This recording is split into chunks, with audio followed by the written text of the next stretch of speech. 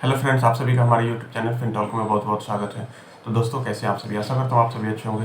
दोस्तों, आज हम बात करने वाले हैं कि स्टॉक मार्केट में ट्रेडिंग जब हम शुरू करना चाहते हैं तो हमें कितने कैपिटल, एक सफिशिएंट कैपिटल माना जाता है कि हम स्टॉक मार्केट में ट्रेडिंग शुरू करें।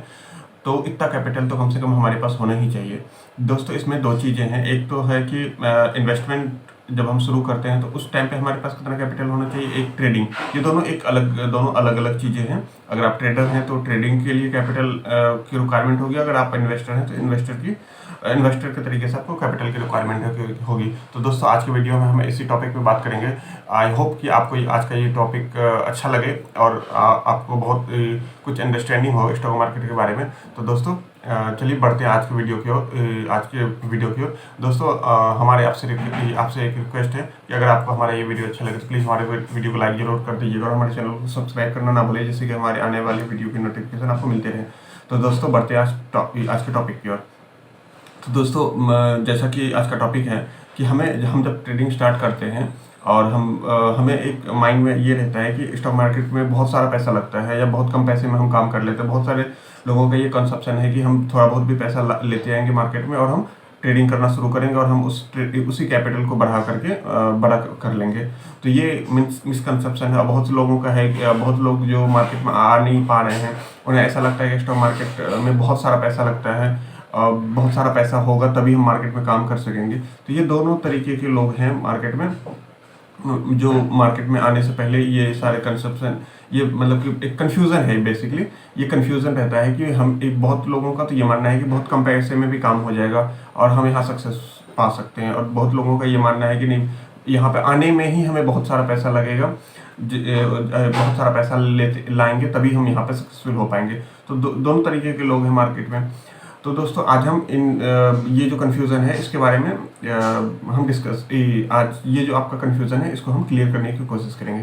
तो दोस्तों, जैसा कि आप जब ट्रेडिंग स्टार्ट करते हैं, ट्रेडिंग में ये होता है कि सबसे पहले तो स्टार्टिंग में जब आप कुछ भी नहीं जानते, एकदम बेसिक हैं, जीरो हैं, तब तो आपको मुश्किल से 2-4-5 हज़ार रुपये लेकर के ट्रेडिंग सीखने की ज़रूरत है, जिसमें कि 2-4-5 हज़ार रुपये लगेगा, जहाँ से कि आप ट्रेडिंग से करना शुरू कर सकते हैं। मतलब कि शुरू करने का मतलब ये है कि कमाना नहीं शुरू कर सकते हैं, आप सीखना शुरू कर सकते हैं। सीखने के लिए आप 2-4-5 हज़ार रुपये अकाउंट में रखिए, उससे आप स्विंग ट्रेडिंग या शॉर्ट स्विंग या पोजिशनल ट्रेड ले करके अपना ट्रेडिंग जर्नी मतलब बाय सेल करते रहिए। और इंटरडे मतलब जो भी है, आपको जैसा भी चीज़ सीखना है तो 2-4-5 हज़ार रुपये लगा करके आप सीखना शुरू कर सकते हैं। सीखने में बहुत ज़्यादा पैसा नहीं लगता, 2-4-5 हज़ार रुपये में आपका काम में भी चल जाएगा। आप सीखते रहिए 6 महीने 1 साल के बाद आपको ऐसा लगेगा हाँ मैं थोड़ा सा सीख जाऊँ, तो आप थोड़ा सा कैपिटल को बढ़ा लीजिए।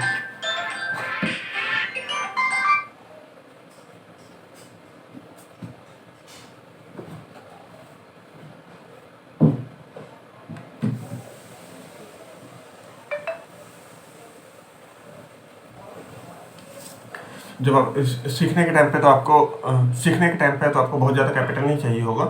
शुरुआती टाइम पे तो 2-4-5 हज़ार रुपये से आपका काम हो जाएगा, लेकिन हाँ कुछ टाइम के बाद मतलब 6 महीने 1 साल के बाद जब आपको लगेगा कि मैं थोड़ा बहुत सीख चुका हूँ, तो वो 2-4-5 हज़ार रुपये को आप डबल कर लीजिए, मतलब 10,000-15 हज़ार रुपये कर लीजिए। 10-15 हज़ार से फिर ट्रेडिंग करना शुरू कीजिए। वहाँ पे जब आपको लगेगा कि नहीं मैं थोड़ा बहुत पैसा कुछ 150-200 रुपये कुछ कमा पा रहा हूँ, 200-500 जो भी होगा उस हिसाब से कितना आपका मतलब कि रिस्क रिवॉर्ड रेशियो किस हिसाब से है, उस हिसाब से आप जो भी थोड़ा बहुत कमा पा रहे होंगे, वो कमाने के बाद तब जब आपका लगभग 2.5 से 3 साल का पीरियड क्रॉस कर जाता है, तब आपको बेसिकली पैसे की ज़रूरत होती है कि हाँ अब हम ट्रेडिंग करना सीख चुके हैं। बेसिक चीज़ों की अंडरस्टैंडिंग आपको हो चुकी है।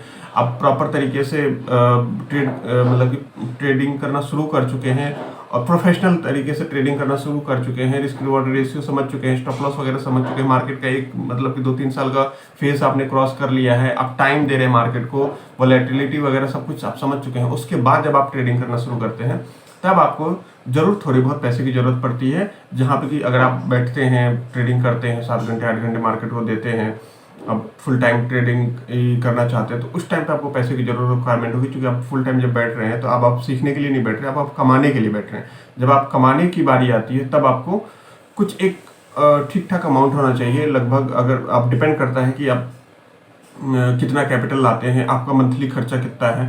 तो एक रफली आइडिया है कि मोटा मोटा अगर सिर्फ ट्रेडिंग फुल टाइम ट्रेडिंग में करियर बनाना है तो 10 लाख से मतलब 20-25 लाख रुपए के आसपास तक आपके पास मिनिमम 10 लाख रुपए तो होने ही चाहिए आज के टाइम के हिसाब से मैं बात कर रहा हूँ, जहाँ पे कि आप सिर्फ स्टॉक पे ट्रेड करेंगे, ना कि future and option. Future and option पे तो मैं रिकमेंड ही नहीं करता कि फ्यूचर एंड ऑप्शन में जाकर के आप ट्रेड कीजिए। आप स्विंग ट्रेड लीजिए, पोजीशन ट्रेड लीजिए, शॉर्ट स्विंग लीजिए, मतलब कि कैरी फॉरवर्ड करके ट्रेड कीजिए, इस कैश मार्केट में काम कीजिए। और इस काम को करने के लिए आपको लगभग 10 लाख रुपए की 1 लाख रुपए की मिनिमम रिक्वायरमेंट होती है।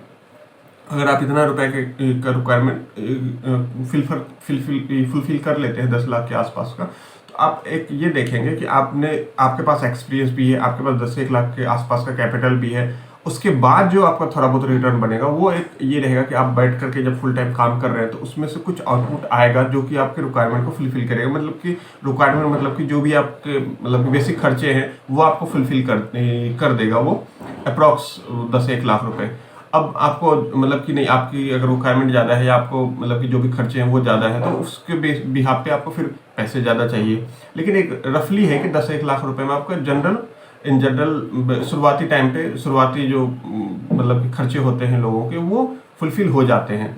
आप फुल टाइम बैठ रहे हैं, थोड़ा बहुत अर्निंग हो रही है, इस तरीके से 10-1 लाख रुपए लेकर के 3 साल लगभग 3 साल का आपके पास एक्सपीरियंस है, 10-1 लाख का कैपिटल है, फुल टाइम में टाइम दे रहे हैं, तो आप फ्यूचर एंड ऑप्शन नहीं कर रहे हैं, रिस्क रिवॉर्ड के हिसाब से काम कर रहे हैं, तो आप ठीक ठाक अमाउंट फिर भी ट्रेडिंग से कमा सकते हैं। इसमें मतलब कि आपको बेसिक अंडरस्टैंडिंग नहीं है मार्केट की तो आप ठीक कमा लेंगे मार्केट से। और अगर आपका कैपिटल थोड़ा सा ज़्यादा रहेगा तो ज़्यादा बढ़िया बात है। तो वो शुरुआती टाइम पे तो स्वाभाविक सी बात है, थोड़ा करके आप बढ़ाते रहिए। अगर आपके पास ज़्यादा कैपिटल है तो पहले 10 लगाइए, फिर आपको प्रॉफिटेबल लगेगा कि हाँ प्रॉफिट कमा रहे हैं, 6 महीने साल भर लगेगा कि नहीं मैं प्रॉफिट जनरेट कर रहा हूँ, तो उस कैपिटल को आप बढ़ा भी सकते हैं धीरे धीरे करके और कैपिटल बढ़ाते रहिए, तो वो आपके ऊपर है। अब दोस्तों बात करते हैं इन्वेस्टमेंट की। तो इन्वेस्टमेंट का दोस्तों ऐसा है कि इन्वेस्टमेंट में तो ट्रेडिंग से भी ज़्यादा पैसा लगता है, लेकिन इन्वेस्टमेंट में ये एक प्लस पॉइंट होता है, जिसके पास बहुत बड़ा कैपिटल नहीं है वो थोड़े से पैसे के साथ भी शुरुआत कर सकता है। आप एसआईपी कर सकते हैं, म्यूचुअल फंड वगैरह खरीद सकते हैं, उसमें एसआईपी करना शुरू कर सकते हैं। अगर आपको मतलब कि एक बार में 10,000, 5,000, 20,000, 50,000 लाख रुपए नहीं हो रहा है तो आप 2-2 हज़ार रुपये करके या जो भी आपकी सैलरी या बिजनेस जो भी है उसके हिसाब से आप काम कीजिए। मतलब जहाँ पे भी आप जॉब बिजनेस कर रहे हैं वहाँ से आप काम कीजिए, वहाँ पे आपको थोड़े से 2,000, 4,000, 5,000 जो भी आप मतलब बचा पा रहे हैं वो अमाउंट बचा के आप पर्टिकुलर, अगर आपको नॉलेज है तब स्टॉक में कीजिए, नहीं है नॉलेज तो म्यूचुअल फंड में एसआईपी कर लीजिए, नहीं तो इंडेक्स फंड में आप एसआईपी कर लीजिए। वहाँ से आप धीरे धीरे अपनी सेविंग की जर्नी या अपने मार्केट में मतलब कि इनडायरेक्ट वे में मार्केट से पैसा कमाने की जर्नी को शुरुआत कर सकते हैं।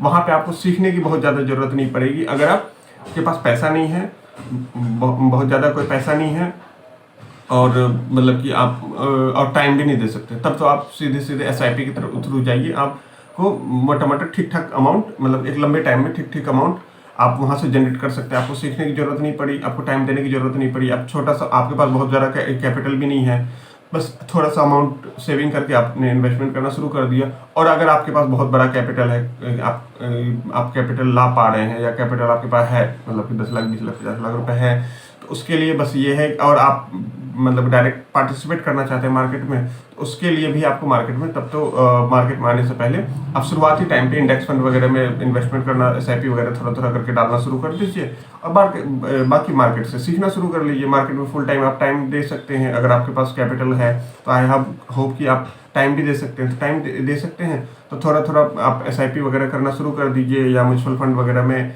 या इंडेक्स फंड वगैरह में एसआईपी करना शुरू कर सकते हैं। उसके बाद आप मार्केट को सीखना शुरू कर दीजिए। 3-4 साल में आप एकदम परफेक्ट मतलब कि एक मतलब कि ठीक मार्केट की नॉलेज आप गेन कर सकते हैं। उसके बाद अगर इन्वेस्टमेंट करना है तो वहाँ आप सीख जाएंगे और धीरे धीरे इन्वेस्टमेंट करना शुरू कीजिए, धीरे धीरे कैपिटल को अपना ग्रो करना शुरू कर दीजिए।